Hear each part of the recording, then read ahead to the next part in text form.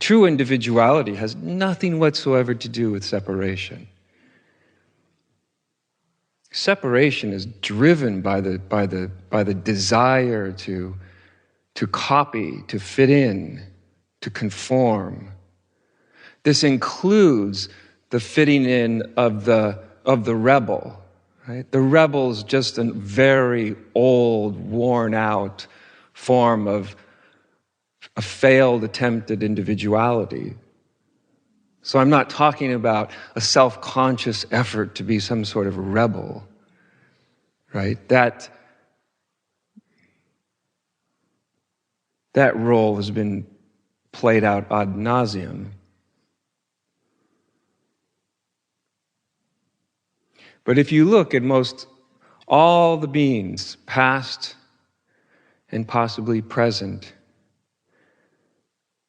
who people tend to look towards as some sort of exemplar, they are divine individuals. There is nobody like them. Remember, Buddha wasn't a Buddhist, and Jesus was not a Christian. So this is the challenge. This is the instinct that's a part of everyone. This instinct. Why can't I just be myself? You ever felt like that? Why can't I just be myself freely, easily, smoothly, unselfconsciously, unapologetically? Why this endless desire to conform, to fit in, to be like? Have you ever wondered any of this?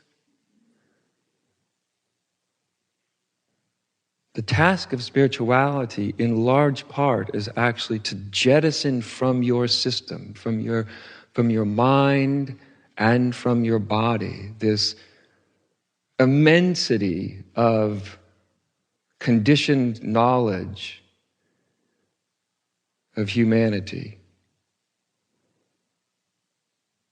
Because until that happens, there's no way we'll actually really recognize our true self, our true being.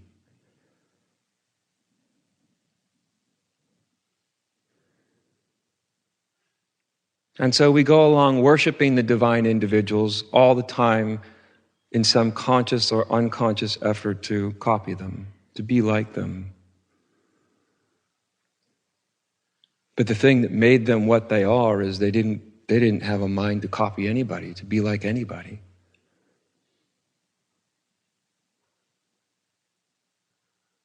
In the Buddha myth, the story of Buddha, because who the hell knows what happened? In the Buddha myth, where the Buddha has been to many different teachers and teachings, perfected a lot of them. Quite a few of them wanted him to sort of be what you might call Dharma heirs, teach within their own lineages. But finally, when all was said and done, he had to be honest with himself. Have I found what I was looking for? I may have found what these other teachers defined as what I'm supposed to be looking for. I may have found that. But have I found what I was looking for? Have I completely responded to my own call, to that which compelled him out of his normal life and into the life of a wandering ascetic? And he had to finally admit that no, what had compelled him on his spiritual search couldn't be defined by anybody else, simply because others said, well, good old boy, you've got it. At the end of the day, he was the one that had to define whether he had got what drove him out there, not somebody else.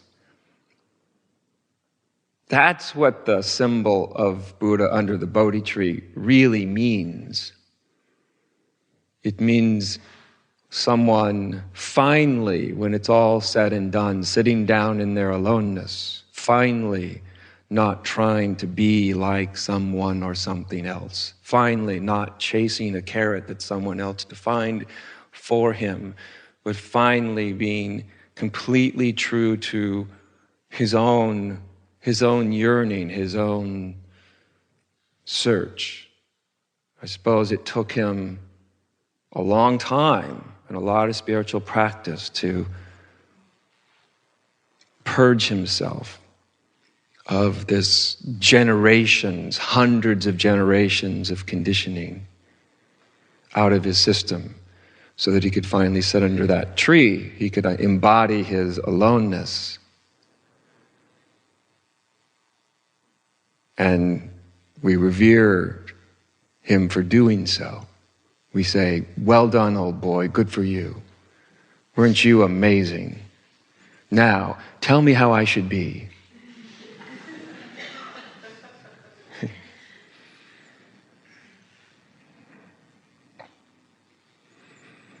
So I think it's useful to become aware of that part of oneself that desires deeply to fit in, to not want to embody one's aloneness. There's also important for other people to deeply see that conditioned nature, which is sort of in a constant state of rebellion, but it's not the rebellion of the divine individual. It's the rebellion of someone who does not know how to live in the world of form. They're just rebelling against form, the various form of life. To live is to exist within form, right? We are like, the schedule of this retreat is a form. Your life is informed most of the time, right? So, as my teacher used to say, it's one thing to find freedom in the formless. It's a whole other thing to find freedom in form.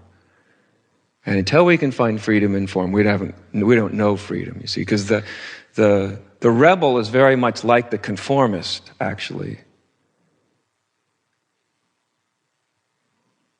The rebel is not really finding freedom, because they're just conforming to the image of the rebel.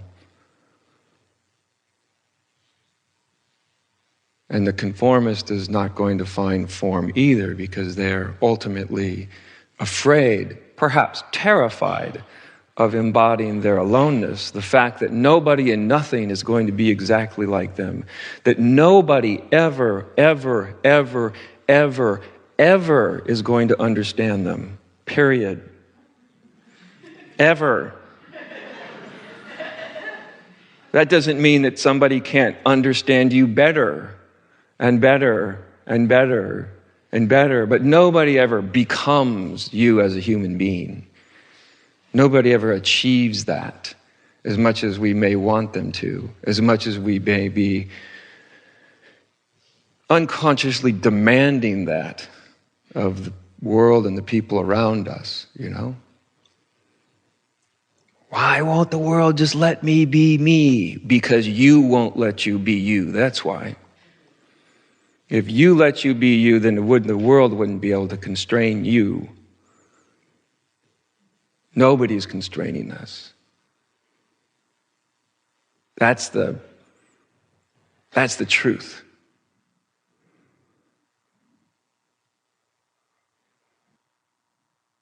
So as I said, this spirituality embraces a paradox. It's like we do have to deal with the world of form, and we do have, we don't find freedom through simply giving way to all of our immature impulses. That's not freedom either, to just do whatever the hell I want, whenever the hell I want it. That's not freedom either, because then you are led around by the nose of your next desire. Well, I'll find freedom. I'll just do whatever I want. That means you're chained and locked and shackled to the next desire you have, the next impulse. That's not freedom either, is it? So we kind of embody this paradox that's actually indicative of life. It's a part of life, that, as I said, life is a form. To be born is to inhabit a kind of form.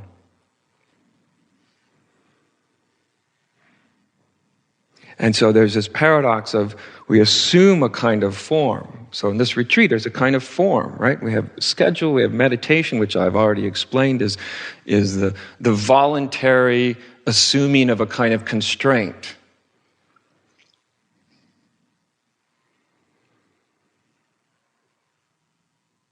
If you can't assume any constraint, then, like I said, then you're a slave to mere impulse.